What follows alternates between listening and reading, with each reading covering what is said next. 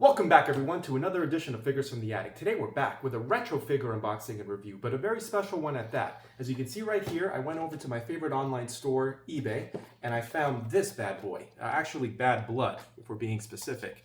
But as you can see, it's a bone-crunching action from probably 1998 or so of some of the mainstays, some of the heavy hitters of the Attitude Era. We've got Stone Cold, Paul Bearer, Undertaker, and Kane. I've never seen this before. I know that they released and they kind of reissued a lot of these bone-crunching action figures in several different box sets and different series. This is just one of them. But I saw this for a decent price and I had to pull the trigger and get it. So, as we do on this channel, we don't leave anything in the box. We go ahead and open everything up, let it breathe, as they say. So let's just dive right in. It does have the original packaging, which I'm actually going to show you before I open it up. As you can see, of course, you do have the lineup in the front.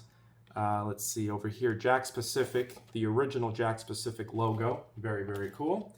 You have, of course, the original WWF scratch logo with a green tick mark or a green check mark at the bottom, whatever you want to call it. Normally it's been red, of course. But on the back is obviously the more interesting stuff to look at. You do get lineups of all the upcoming series. Some classic figures here. I mean, look at this, Jim Cornette, JR, you get a referee, Vince McMahon, you get the New Age Outlaws.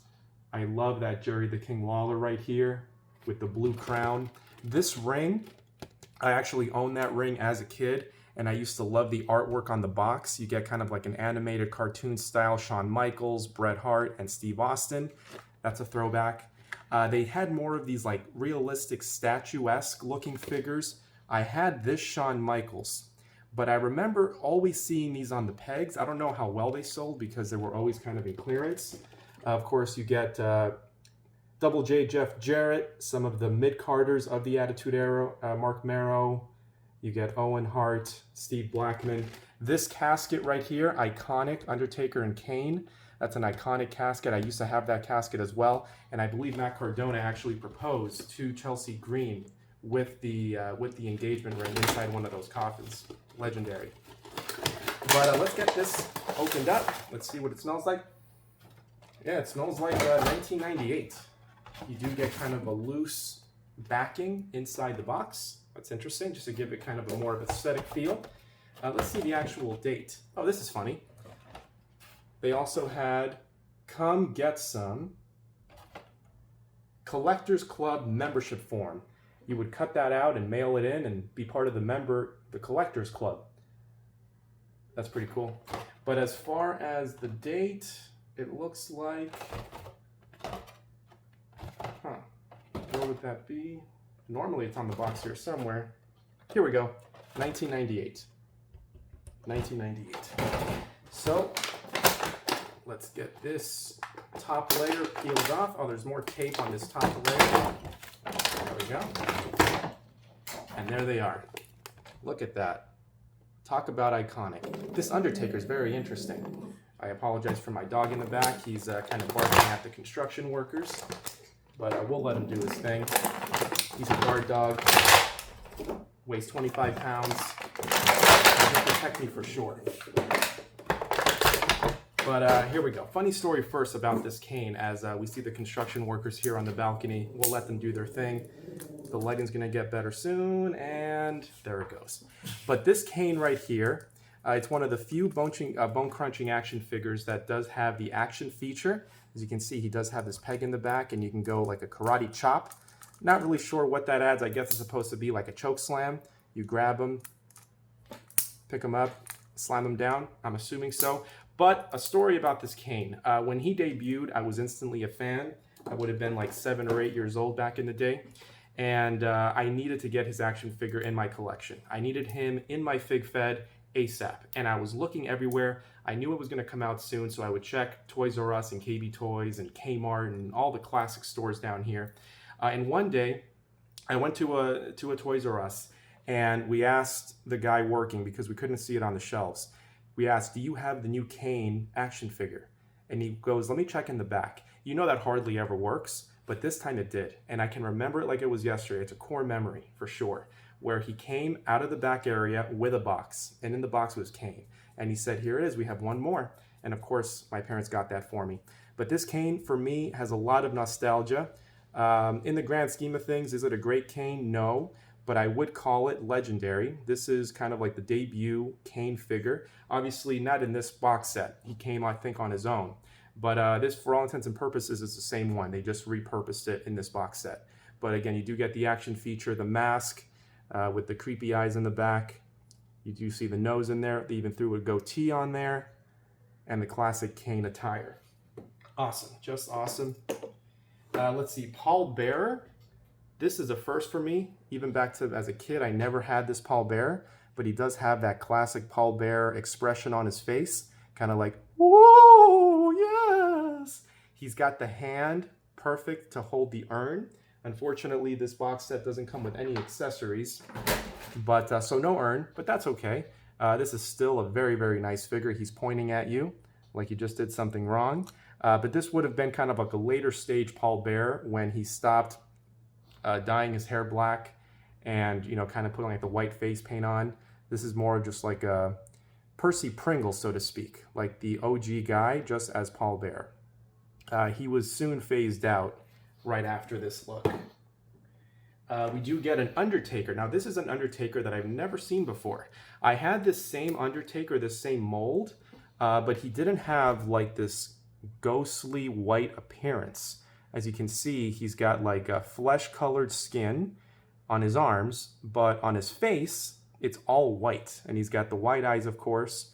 He's got kind of like a purple paint thing going on in his eye over there. I know he would have a teardrop, but he never had this kind of look, so that's interesting.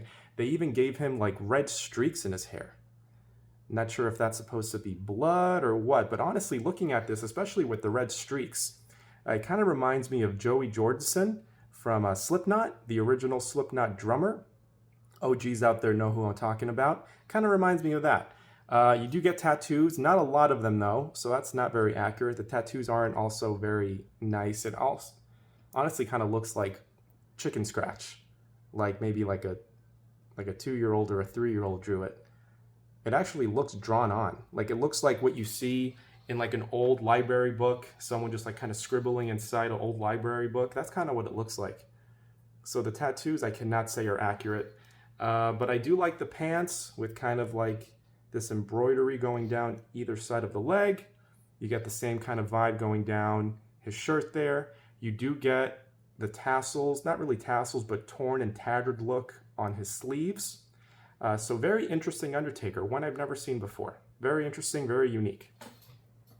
And last but not least, you've got Stone Cold Steve Austin. They probably released 1,000 versions of the same exact Stone Cold, but it was a hot seller, so can you blame them? But this one's interesting that it does have a vest, so I do like that about that. And if you take it off, what's really neat, this has been in the box since 1998, so that's what? Almost 30 years. 28 years. And there's no staining. He's had this vest in that packaging for almost 30 years, and there's no staining. You know, sometimes with like the AEW Jazzwares figures, even some WWE figures, just being in the packaging for 6 months, they already have staining and they have like black seeping onto their flesh, but that's not the case here. But a very nice classic vest, Austin on the side, the skull right there, 316, just a legendary vest. The head scan reminds me of Celebrity Deathmatch, like the claymation style, like celebrity fights that they would have and that he was a part of course. So that kind of reminds me of the way he looks in that show. You do get the white wristbands, which kind of throw me off. He may have worn white wristbands maybe once or twice, like early on with the Stone Cold days, but it wasn't something that he kept going, especially not this long. So that's an odd choice.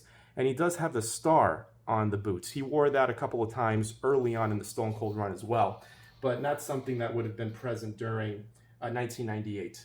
But that's neither here nor there. This is still a very impressive lineup of classic WWF Attitude Era figures. I absolutely love it. I think they look great together. I do love the size, the scale. Of course, Paul Bearer is going to be shorter than everybody else. and they made Kane a little bit taller than Undertaker, which is accurate. And, of course, Steve Austin shorter than Kane. So it all works out. For being 30 years old, I'll be honest, they look like they're 30 years old. The articulation's not great. They're just bone-crunching action figures. Kind of what you see is what you get with these. As an overall score, it is iconic. I'm not going to go based on quality. I'm going to go based on how iconic this set is, just with the characters involved and the story behind it. I mean, they had legendary feuds together, and it's awesome to have them all in one set. I'm going to go an 8.5 out of 10 for this Bad Blood bone-crunching action box set by Jakks Pacific. 8.5 out of 10. As always, I appreciate you watching, and stay tuned for more.